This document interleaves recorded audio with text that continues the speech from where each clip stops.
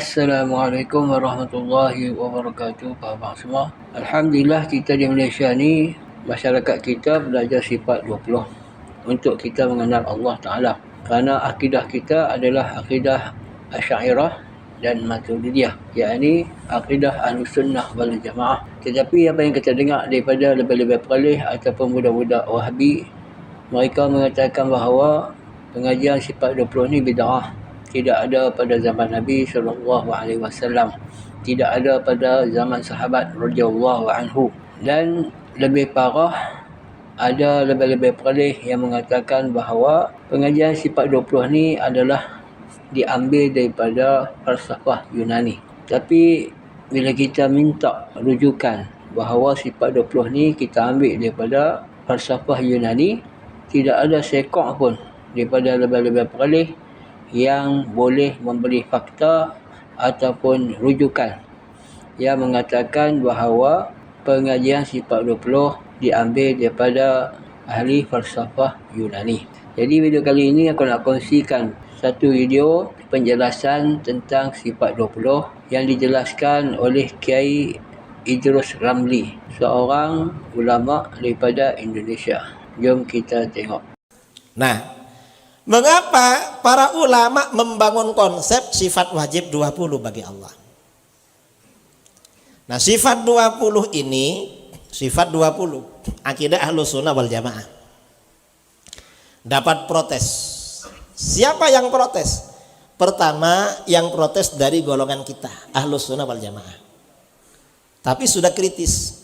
Saya ketika ada di pondok dulu, gak ada kawan-kawan pertanyaannya kritis, gak ada. Begitu pulang dari pondok, gabung di NU Nahdlatul Ulama, sebagian kiai yang senior tanya pada saya.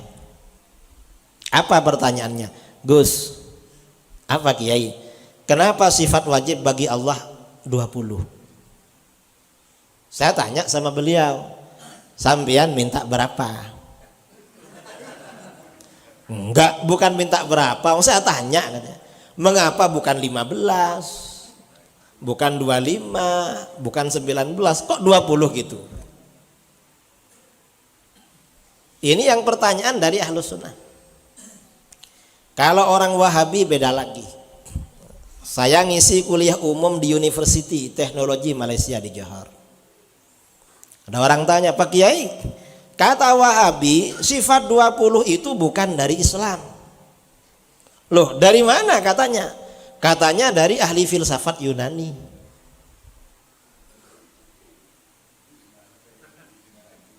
Katanya, saya bilang sama dia, kalau orang ahli filsafat Yunani bertauhid dengan sifat 20, berarti ahli sifat. Kalau ahli filsafat Yunani meyakini sifat wajib 20, berarti mereka ahli tauhid. Kalau Wahabi ingkar, menolak sifat 20, berarti komunis. Gak percaya wujudnya Allah, komunis. Wujud adanya Allah, kan komunis berarti. Gak percaya kidam, komunis. Gak percaya pokok, komunis. Wahabi itu ngawur saudara, gak tahu apa isinya langsung ditolak. Itu namanya orang bodoh. Orang bodoh kalau yang dulu masih bagus. Dulu itu orang bodoh tahu kalau dirinya bodoh. Yang sekarang ini orang bodoh gak tahu kalau dirinya bodoh dan menganggap kebodohannya sebagai ilmu. Karenanya protes ulama-ulama besar dari dulu. Ulama-ulama besar diprotes semua sama dia. Dirinya bodoh, gak tahu dirinya bodoh. Kan bahaya itu. Dikiranya dari filsafat Yunani. Ngawur. Nah, sifat 20 ini mengapa para ulama membangun konsep sifat 20? Yang pertama, tujuan sifat 20 itu mengantarkan kita makrifat kepada Allah. Apa makrifat itu? Makrifat itu kenal. Kepada Allah kita ini wajib kenal, wajib makrifat. Sementara di dunia kita gak bisa melihat Allah. Maka makrifat kepada Allah adalah melalui sifat-sifatnya, dan itu sifat 20.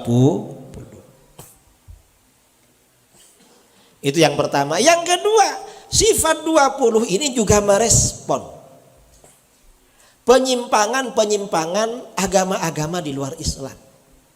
Termasuk penyimpangan-penyimpangan kelompok-kelompok di luar Ahlus Sunnah wal Jamaah tentang ketuhanan.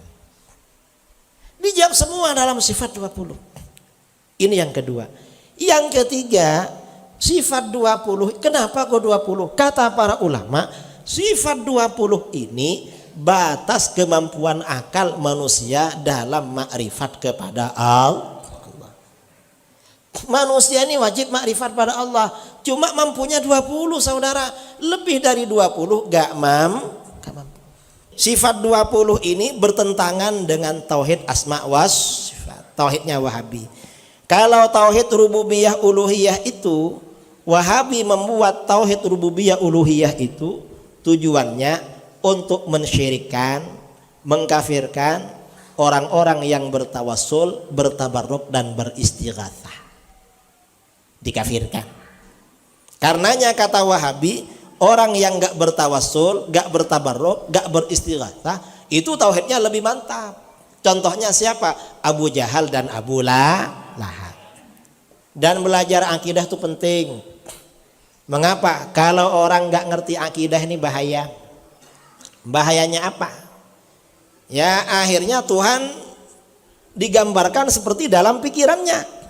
Saya setelah daurah buku ini di Pahang, ada peserta daurah minta jumpa saya selesai acara. Apa kata dia? Pak Kiai, saya terima kasih sama Kiai bisa ngaji buku ini. Mengapa? Saya sejak kecil Kiai, karena gak tahu mukhalafatul hawadisi, saya punya keyakinan Tuhan ini kan maha melihat. Kita ada di mana saja Tuhan melihat. Saya pikir matanya Tuhan itu banyak sekali, macam CCTV. Ada di mana-mana katanya. Tuhan itu digambarkan CCTV sama dia. Ini namanya orang awam. Nah, Wahabi saudara mendalilkan ajarannya kadang pakai anak kecil. Orang awam yang dipakai itu. Katanya anak kecil kalau ditanya Tuhan ada di mana? Ada di langit. Itu anak kecil Wahabi berarti. Bukan anak kecilnya Ahlus Sunnah wal Jamaah. Jadi beda. Nah ini perlunya belajar akidah Ahlus Sunnah wal Jamaah.